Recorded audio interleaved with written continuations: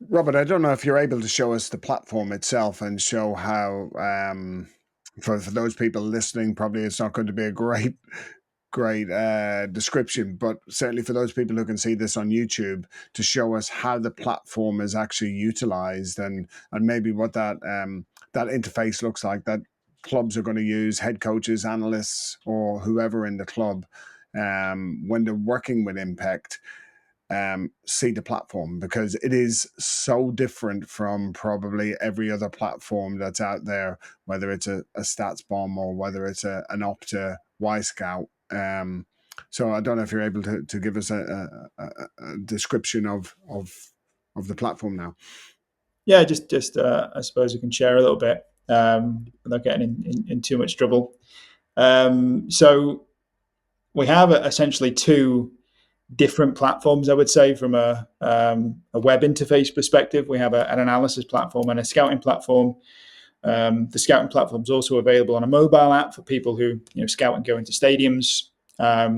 We also have a separate glossary, which kind of houses our API, which is how people would access our raw data and then maybe create their own metrics and build things into their own club portal or platform. But even the kind of most advanced clubs, they'll still use our platforms to get some quick answers. So first of all, with analysis, I guess very basic overview. You can come in and you can see the last matches, and you can see some of the data that we collect.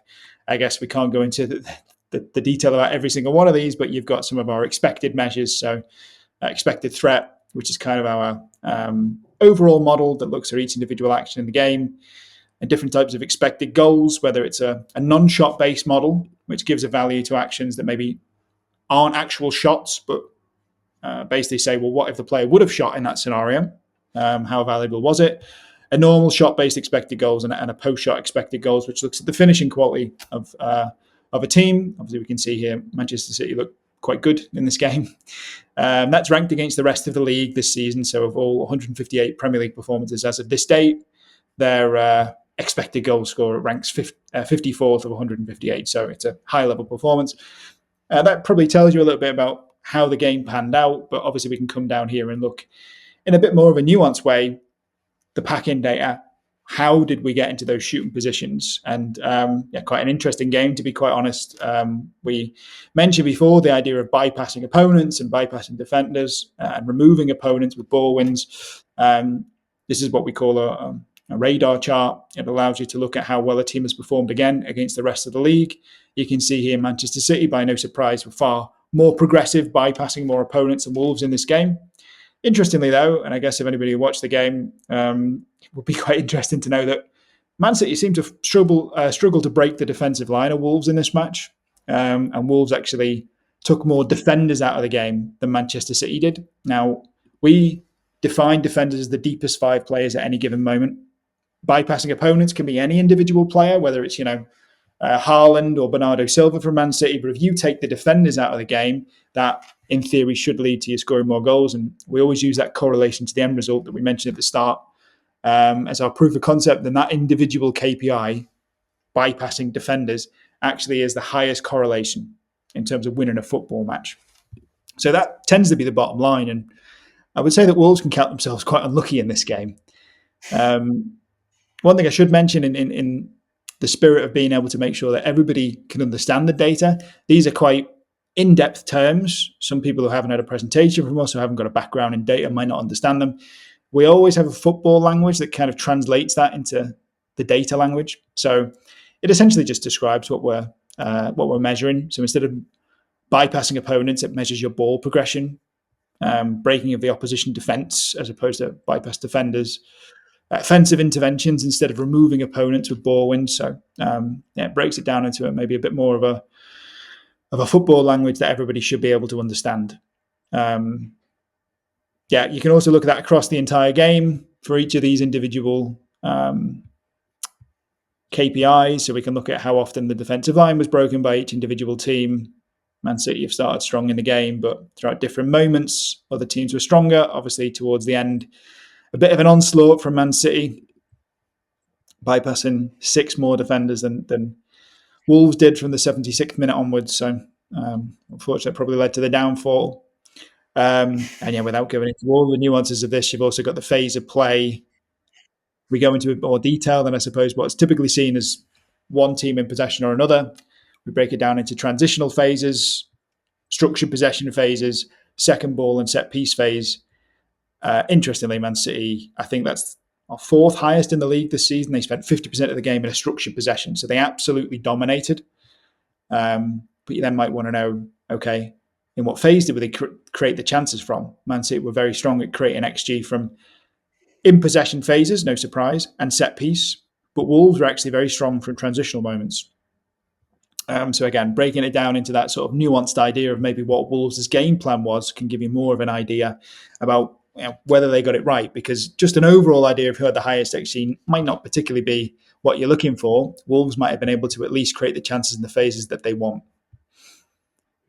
I mean, that's fascinating in itself, isn't it? Because most armchair fans would see possession produced as two absolutely polar numbers, wouldn't they? One team at 60%, one team at 40%, because it has to equal 100% of each team either in possession. But certainly in terms of this and the phases of the game, it tells you a completely different story that actually in the whole game, Wolves only had 13% controlled possession, and there was far more time for them spent in the transitional phases of the game than in the control phase of the game. Yeah, and that's kind of what we alluded to there before. Not every team wants to play in the same way. They might have both executed their game plans to a certain degree of competency, and I can imagine based on from how the match panned out, despite the fact that they were worse off for XG, Wolves were probably quite happy with how they played in that game in some ways. I think they hit a lot of what they believed to have been their key data points they would have seen from it. So again, describing different styles of play is important. Of course, there's other things we can go into as well. I guess we spoke a little bit about pressure, which is probably another good thing to look into. I'm not sure if anybody really associates Man City as being a high pressure style of team. However, you can sort of see from this radar chart they were very, very strong in pressing in different areas. There's a lot of detail in here, so I won't go into all of it. But you can see that Wolves are far more nuanced in terms of how they want to put pressure on. So they don't have a very high pressure height, for example. They're not going to pressure the opposition goalkeeper very often. However, the pressure on Man City during their build-up phase actually was higher than what Manchester City managed. So they're kind of specifically looking at a certain way to press them. On that build-up phase, you can come into that tab and you can kind of see why that was the case. We have this concept here in Germany called an opening ball, which I think is a really an interesting German phrase. We don't really have a translation in English, so we call it an opening ball. But essentially, it's the first time that a team will try and break the line.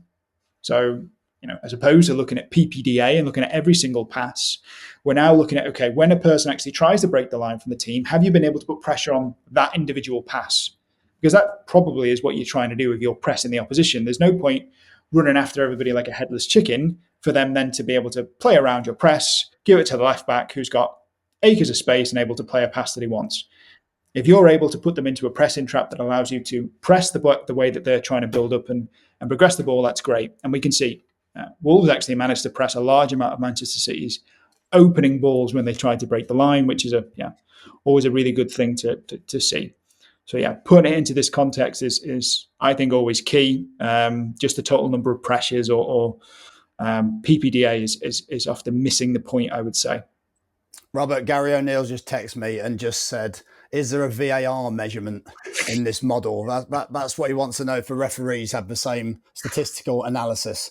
I think it's so interesting, isn't it? When you look at the way that you present it and you look at so many metrics that you would use. For some people, they would see very limited metrics on a game live. But of course, there's so many other things to look at and there's so many ways of looking at it. I think the interesting bit about it is that you can't see, people have to take into consideration each coach's tactical game plan going into the game, don't they? Because if you just look at the data, it can always look like one team's so much better than another team at certain things. But actually, in Wolves' case, for example, in this instance, I would imagine it was sit deeper, be more compact, make sure that Man City can't play through you. So in Wolves' case, how would you measure that compact? Can you measure that compactness of the team? Can you measure their sort of defensive stability? Because in a game like this, that would be absolutely crucial to them, wouldn't it? Yeah, absolutely. And I mean that you'll know better than I. Teams aren't soft. They don't go into games thinking, "Oh, we're playing against Man City. There, we're in for a hiding. We'll just sit back and be timid." They have a real game plan, and that's what they want. So to be able to measure that is absolutely fine. And of course, Man City are going to have more attempts on goal and maybe a higher XG in general because they take a few shots from certain areas.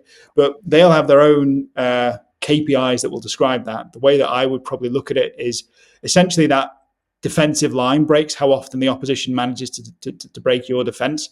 Interestingly, they've really, really minimised Man City's performance in this. You can look at this across the entire season. At the moment, I'm logged in as Man City. You can probably look at the seasonal development, and you can look at how often they've managed to be able to penetrate the opposition defence.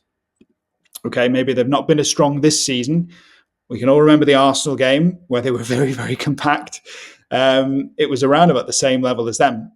So I would say that they will come out of this having only had 30 of their own defenders taken out of the game. And they would say, do you know what? I think we've probably done a good job. We've managed to stifle Man City's attack.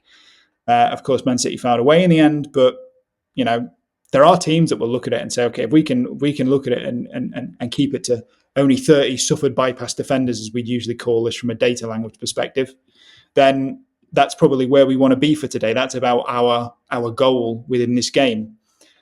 So 100%. To be honest, it's quite topical, I suppose. We look at it very often with different teams.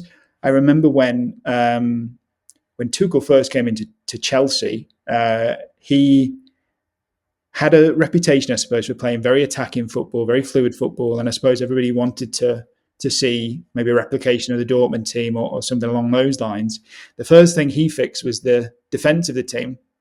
I remember sitting down and going through it with them, essentially that it was the best in regards to a team having their defensive line broken of any team in the top 5 leagues that we had on record at the time.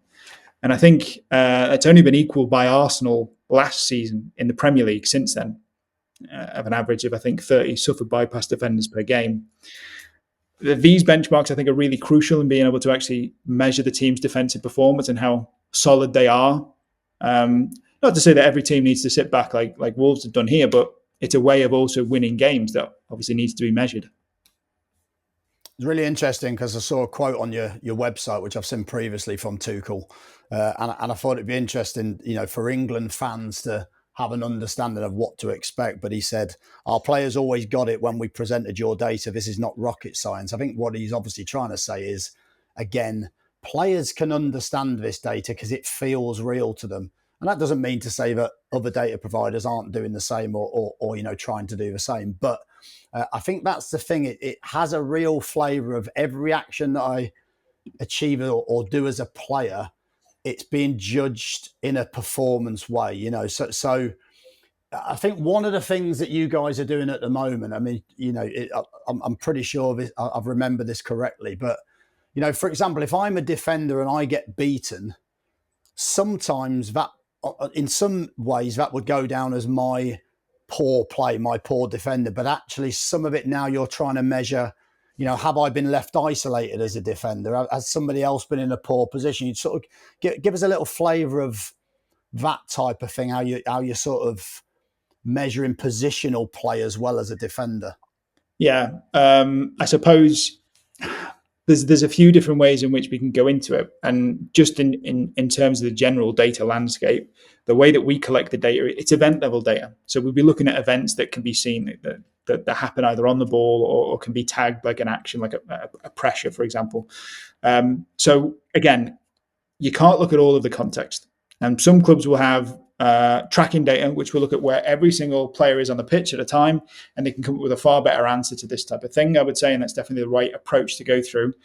Problem is that generally tracking data is only available for your own team or your own league, and therefore when you want to try and recruit a player and be able to look at them in the same level of detail as you have in your own centre-back, you're kind of left with no answers. So we've developed a couple of approaches. I suppose the first thing we look at is When a player receives the ball, we look at how much pressure they're under. So is it the case that they were given an undue amount of pressure, something that would be very difficult to control the ball and not lose it? Because typically it's kind of a black and white situation. If I pass the ball to Dave and it comes to him at chest height, and Gary, if it goes to him at foot height, Robert, he's gonna lose it anyway. What sort of height would chest height be for Dave? About knee height for a normal human. Well, a separate scale today. No, if I give him a horrible pass, essentially, there's a few different things that we measure, and you're stood just a couple of feet behind him, Gary. You come through and win the ball because he's only able to take a horrible touch. Generally, within data, they'll say that's Dave's fault. He touched it last. We think that well, I would sure Dave would have something to say about that. It's just nonsensical. It doesn't have the context of the situation. So using the pressure that we've measured, the amount of pressure the player is under, we have a scale from 0 to 100%. We would essentially give the amount of pressure that I put him under as the amount of blame that I should receive. So it gives a more contextual idea of who is at fault. I guess probably more relating to what you've mentioned is probably quite a difficult thing to explain. We have this concept of pack-in zones, and pack-in zones essentially look at the pitch based on where the opposition has stood, as opposed to the rigid pitch markings of have you had a touch in the box or the final third or whatever. We'll say, have you had a touch in behind the opposition centre-backs? Have you had a touch between the opposition midfield and centre-backs? We have different areas to describe based on where they are stood. And from that, we've essentially modelled how often do the areas that we're responsible as defenders get exposed, get attacks into that area. We use our own model, our expected threat model, to look at how much threat is generated by the opposition in areas that we are responsible for. So, for example, if I'm playing right back, the area in behind me will very often be a large amount my fault if the opposition are able to create a chance in that area. So as opposed to kind of tarring everybody with the same brush, we're able to put it down as, okay, it's kind of the area that he's responsible for. That being said, again, there's never a way of really measuring defending in a perfect way. And data is a long way away from being able to do that. It might have come a long way since, sounds like from what you were being assessed on, Gary, but I'm sure you're already thinking there's plenty of nuanced ways where you can go further into that and say, well, was the reason why I was exposed as a right back because I've been told to push forward? And that's where scouts come in and analysts come in and they can say, well, there's a reason for that. There's a kind of a yin and yang. He's creating some sort of progression up the pitch. He's going to, allow some people to get in behind him. Let's make sure that we interpret the data properly to understand that he's not a terrible defender just because he's allowing players into that area. The system of the team is meaning that essentially he's going to leave himself exposed at times. We're trying to answer it as best as possible, shall we say. When you said Dave's poor touch, I could see Dave thinking in his head, that's just not going to happen. There's no way a poor touch is happening because Dave definitely has produced some good performances in training as a number 10 occasionally, unopposed though, Robert, with very little pressure. Are you seeing a rise in? I know you've got a new part of, or you're improving a part of the model around set pieces. Have you seen a lot more clubs wanting more data around set pieces? We've seen set piece coaches become very topical at clubs. Are you seeing a lot more people asking for more around that sort of data? Yeah, absolutely. I mean, it's one of the main reasons why we added this kind of set piece module within the platform for set piece coaches mostly and the people responsible for them within clubs to analyze games. It's massive because the game, thankfully, is dynamic. It's fluid. It's very difficult to measure in a way that can be replicated around the pitch. Set pieces are kind of separate to that. So especially, I guess penalties is one of the ways in which you can very simply understand what's the chance of me scoring this penalty. The next step along that line is probably something like a corner, where to a certain extent, there are some certainties. Things happen that generally always happen. And we can measure corners consistently in terms of then how they're executed. Are they in swinging? Are they out swinging? Have they aimed at the near post, at the far post? And look at essentially the success rate of what a team wants to do, whether it's first contact, whether it's getting a shot on goal. I think it's probably the biggest win that a team can make now, and it does obviously have some impact on a game model, but to a certain extent, it can be separate from what a team wants to do. I think Arsenal have been a really great example of that, where they've used the tools that they've got at their disposal of basically Gabriel, who's incredible in the air, and they've looked at ways in which they can get him into, I'm sure Charles Hughes would call that the position of maximum opportunity and an area in front of goal, and it seems very difficult to stop him. That's one way in order to execute a corner really well. So I can't see it stopping. It's probably the biggest value add at the moment when it comes to increasing your team's chances of scoring. I think people often forget how many corners happen in games as well, and it's often just been thought of as an afterthought. But it's something you can really add a lot of value to. Robert, what about things like throw-ins? I was involved in a game recently where there were 50 throw-ins, and we've seen that, Liverpool in the past have employed a throw-in coach. Is that another part of the game which is receiving attention within the platform, or is that something that's going to be developed? Yeah, so it's something that we maybe to go into the detail of the product. I think we added free kicks and corners in a very detailed way last month, and throw-ins is being developed now. When it comes to adding a sort of new arm of the product, so to speak, we need to be able to create KPIs that describe essentially what's happened in the game. And throw-ins, again, was something that was very often ignored, I would say, from a data perspective. Although there have been some trailblazers, obviously, you've alluded to there what happened at Liverpool, and obviously at some other clubs, that they've been able to really understand what happens in the throw-in and know that retaining possession is a really important thing that goes into it. Our product development team is I guess, working hard at the moment in terms of being able to bucket them into different areas.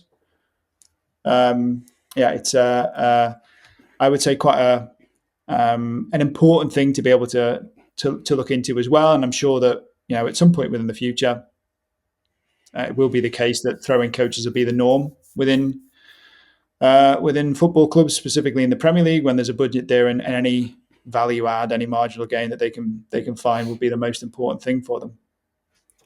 So Robert, how much do you guys have to move? I mean, of course you have to, but how much do you have to move with a game? When you see game styles change and evolve and adjust, does that affect some of the ways you have to move forward with the data, the way you would maybe contextualize some of that data? For example, we spoke about provoking the press. That changes the way you view just passes at the back. And do you know what I mean? So do you have to move, is there anything specific you think you have to move with, or you have to adjust?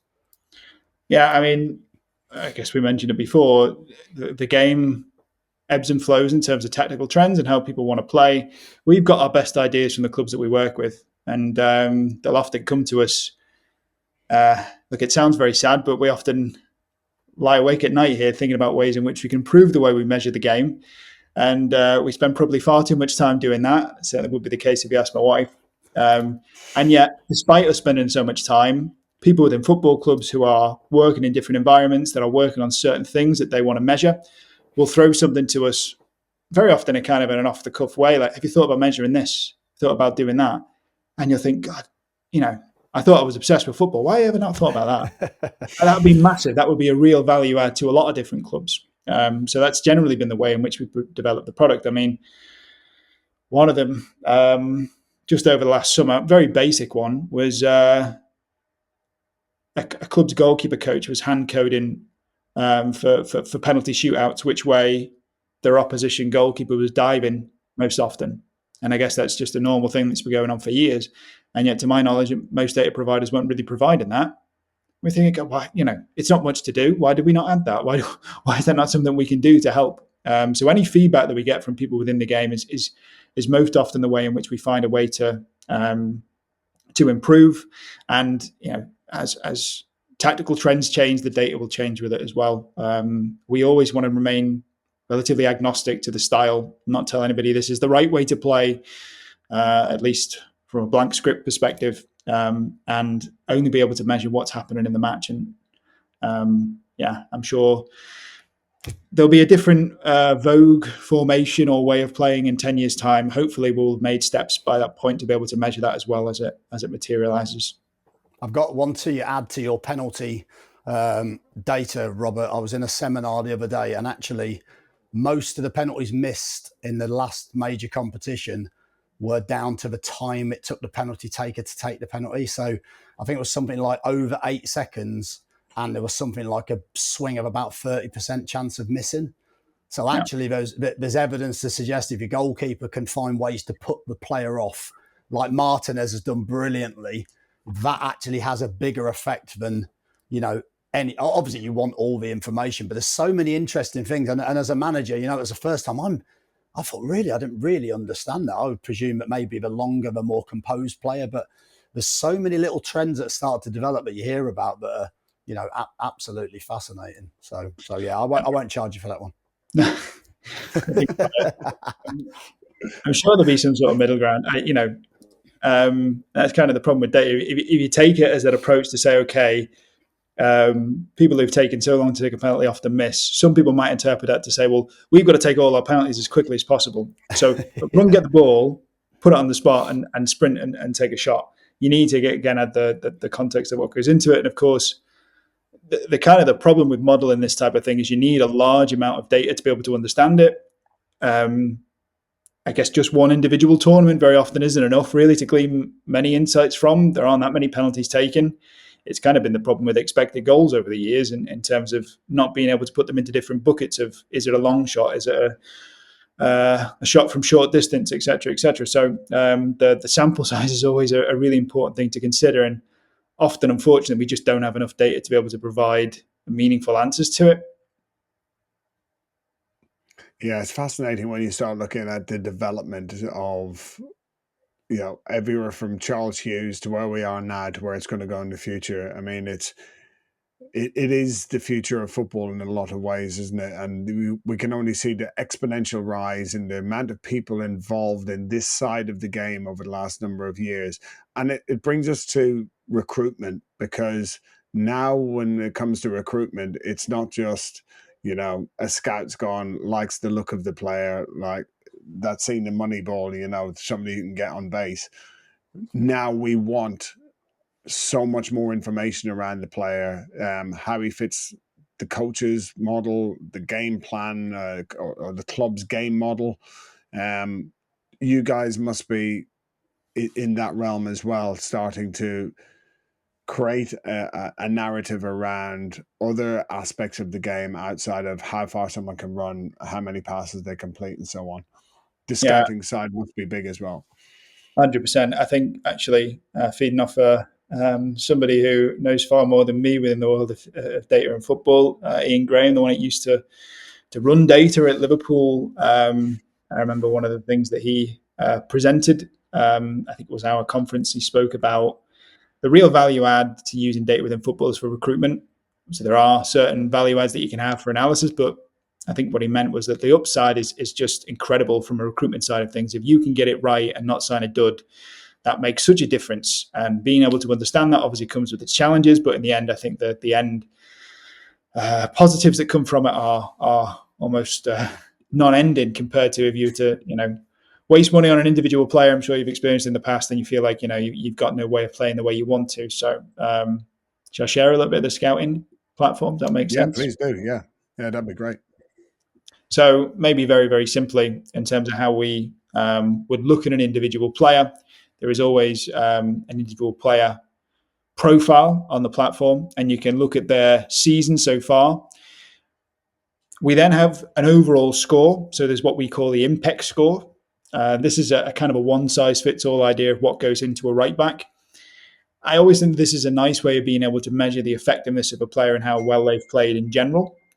But right back's probably a good place to start. There's a multitude of different types of right back. And what Trent Alexander-Arnold does well, somebody else, Seamus Coleman, might do something different particularly well. There's a kind of a different skill set. And it kind of matters what the coach wants and what the team wants in general. So this IMPECT model, it looks at historically when a player's been on the pitch, how often does the team go on to in the game when they put a performance in data-wise like Trent Alexander-Arnold has done.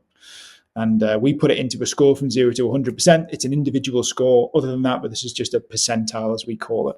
You can see over here, however, on the right-hand side, that we then put that into positional profiles. Because as we mentioned, there are different things that different fullbacks or different players will do. We've got our own default profiles. One being the creative right back, and Trent Alexander-Arnold is a really high fit to this creative right back profile. You can sort of see what goes into it in terms of what we believe a creative right back should be doing with some of these individual KPIs. So how often they progress the ball, bypassing opponents, their ability to hit diagonal passes and low passes, etc. However, generally how a club would use this, I would say in terms of best practice, is that they will sit down on the platform and they'll create their own profile.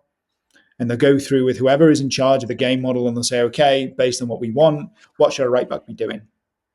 This, and this. I think that clubs that really use data in a high value way, they'll be able to do it in a far more specific way than what we have on the platform. They'll be able to take the raw data and model it into a far greater tool to be able to use it. But this is, I think, a really nice way to be able to measure it and say, okay, he's a really great creative right back, but maybe we want something that he just isn't producing. So for us, Trent Alexander-Arnold isn't really the guy for us. On top of that, we can look at then how he's played each individual match, whether it's based on the IMPECT score or based on our individual profiles. So, if we wanted a creative right back, maybe Trent Alexander-Arnold was a great match to that against Bournemouth, as an example. And then, of course, you can go through here and look at how the player has performed individually compared to everybody else within his peer group within the league that season. So, for example, bypassing of defenders, it looks like he ranks as the highest. You can see how he's bypassed defenders. So obviously with a low pass, he's particularly good. But you can also just look at where he ranks compared to the other right backs in the league. And he's first with 9. Interestingly, Christopher Ayer, this must be all fullbacks, is it? Is ranked second place. I guess he's done pretty well when he's been pushed out there for Brentford this season.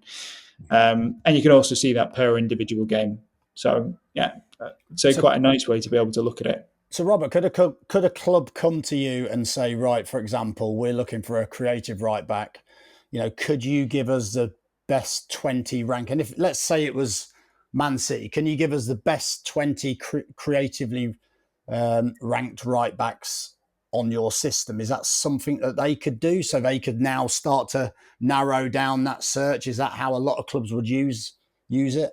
Yeah, absolutely. I mean, you can do that yourself within the market screening tool on here. So maybe without showing anything too recent, we can go into the Premier League for a few seasons ago, and we'll look at right backs, and we can look at who is the best right back within our system. Can you go back to 1998, Robert? Because I think I might be in the top 1,000 if you can possibly do that. Unfortunately not. Just that we haven't got any data for Dave in training. We haven't got any data on you, Gary. Now, so this obviously shows the impact score of these players, but you can also look at what role they fit. Trent was a far better fit to create a right back role actually than Reece James was, but Reece James was also a very high match to the right wing back profile. So he's kind of able to do both. He's maybe an amalgamation of both here. So Cesar Azpilicueta also playing that role very well for Chelsea. Cancelo being a creative right back. But you'll find somebody else that probably plays a completely different profile in general. Joel Veltman, apparently that season, was more of a classic fullback.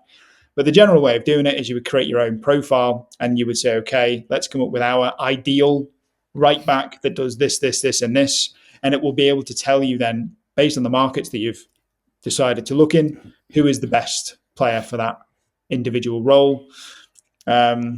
Maybe the final way in which you'd then be able to compare this is by looking at the players' performances against the team, or the standard that your team is playing in at the time. So we have this overall league model, which essentially ranks the standard of each individual team at that given time. Funnily enough, I guess it doesn't really have much to do with our data. It's based on the closing line of the betting market, but it will essentially give you an idea of, okay, my player played particularly well against somebody who would be a top ranking team in the Premier League or a team that would, only be in the lower echelons of the Bundesliga or La Liga, because that's really nothing compared to what we're going to face in the Premier League. So if I go for just a player who's moved from the Eredivisie, I'm sure we all can remember a few players who've cut the mustard and those that haven't in the Eredivisie. I think it's always interesting to look at how they've transported themselves. So Luis Sinistera, I guess, doing well now at Bournemouth. He was very good for Feyenoord in the Eredivisie. We can use this opponent level feature to essentially bucket the clubs into different standards. So, for example, Teams like KC Valvik, they will be, probably League One standard, being very honest. Certainly nothing like Premier League standard clubs. We have got some teams of that season that he played against were low, average, and high standard Premier League teams. None of them quite to the caliber of Man City or Liverpool. But the general idea is, okay, we look at his performances against those top level teams and we see whether he's been able to replicate that performance. Because very often you'll see that players play well against these very poor teams within an Eredivisie because they are at the standard of League One. And that says, okay, he'd probably do well playing in League One. If you're looking at somebody who wants to play in the Premier League, these are the games that matter. So we can see, nice story for Lewis Sinistera. I guess we would have predicted that he would have done quite well in the Premier League. His performance level remained across the board particularly high. That's a very crude way of looking at it. There's far more nuanced ways in which you can factor in opposition level and maybe the direct opponent and the game state of the match. But this is a nice original way of essentially screening the market to try and find those players that are able to perform against teams that are kind of similar to yours in terms of standard.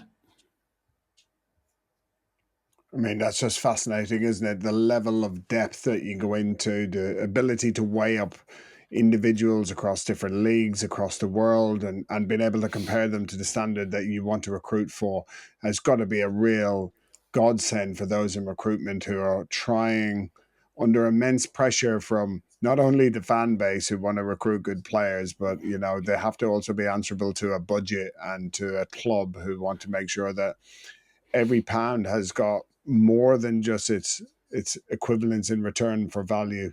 It's got to hopefully then develop, especially when it's young players, in accruing value for the club. So something like this is probably going to be invaluable for those in recruitment to be able to, know that they've done the depth of research and analysis that they should do. Yeah, 100%. And I think data is never going to provide the answer to the question. Thankfully, I don't think football will ever be that simple, but it should maybe allow you to as somebody within a recruitment department, spend less time filtering out players that probably we should never have a look at. If the data can basically narrow your shortlist down far more, you can spend more time watching the players that are probably more interesting for you. I would hope that no club would ever just look at a player at the top of a shortlist that's been created from data and say, let's sign him. He's the guy. You've got to be able to watch him and see how he will be able to fit the system, because the data is essentially just describing a little bit how they play. It doesn't necessarily give you the nuances that somebody who's an expert in football would understand. But in the end of the day, it's going to be a far more efficient process if you use data within in that way. I think it's really important, isn't it? Because there'd be a lot of fans out there around the transfer window, screaming at the team, why have we not signed a player yet? Or why have we not done business? And I think it's really important to everyone to understand that, these departments at football clubs, there's so much detail and there's so much time spent in this preparation, trying to pick the ideal player. And it's not easy just to make a quick decision, isn't it? Because, there's so much information to go through and it's so important to get it right. And like you say, you can't always measure the decision making of that player. You can't always measure the character of that player, of how he's going to act when his team's 2-0 down. You can't always measure that sort of leadership qualities of a player. This is just that objective measure, but is obviously, it's so contextual, and I think it's absolutely fantastic. There's so many other parts to the game as well.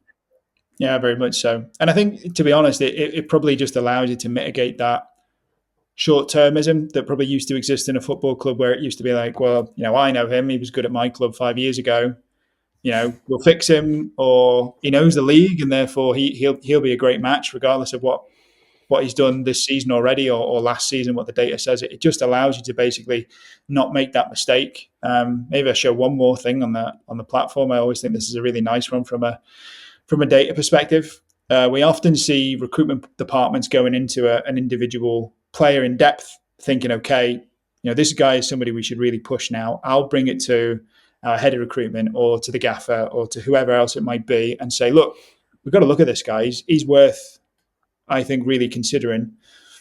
They then go and watch them, the head of recruitment or the gaffer, in the next match. And this is the game they watch them in. where he's essentially had his worst game of the season. And very often the work of the recruitment department will just go in the bin, and they'll be, we don't want to hear about him anymore. We know he's not right. To a certain extent, whoever's watched that game is right.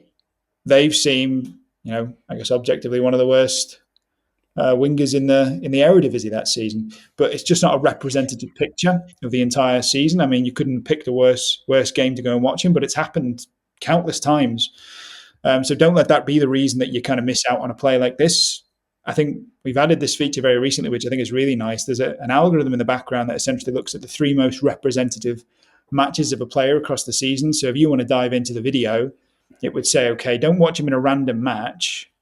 If you want a real picture of what he's done, watch him against Willem Svei, watch him against Cambuur and against Twente, and then you get a real picture of what he's likely to be able to perform across a full season without having to watch every individual match.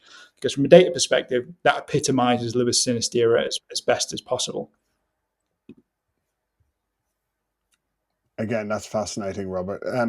We're going to bring the pod to a close there, but it's been so enlightening to see and hear straight from the horse's mouth, so to speak, about the work that IMPECT are doing. How can people who might want to find out more about IMPECT, how can they contact you? That's a good question. I suppose we don't really do too much in public viewing. So I guess we have a website and we have an info app where people can contact us. They can also always contact me as well. I guess I'm on LinkedIn and Twitter for my sins. It's not the best of places at the moment from my perspective, but yeah, they also feel free to reach out there. Thousands of messages now, Robert, from fans all around the world. Dave just you're going to get no sleep now after Dave just said that. 0 sleep now. Thanks, Robert. That was absolutely brilliant. I think it's it's really important we highlight companies like yourselves that we think are trailblazers, essentially in what we all love, which is football. No, thanks, guys. Really enjoyed it, and hopefully it'll go down well, and there'll be some people that gain some insights from it. Certainly felt like it was a pretty good run through of what we do and just data in general. Yeah, definitely was that, Robert. So we appreciate your time, and we look forward to catching up with you soon when we start seeing other innovations. We're looking forward to the throw-in module being added, so we'll catch up on that when that comes out. Yeah, the room below me, they're working on it now, so I'm not sure what they come up with, but obviously there's a number of different things they kind of need to take into account. So we'll see. We're working with some set piece coaches from different clubs to try and understand what they kind of take into account. If you've got any ideas, feel free to throw them in the ring, because I think they're still in the concept phase. They keep on having to go back to the drawing board when they find out something else that's important. Brilliant. I'll probably see if they can they describe Pomo. If they can describe Pomo, they're still in it. Good luck. Thanks, Robert. Cheers, Robert. Thank you, mate.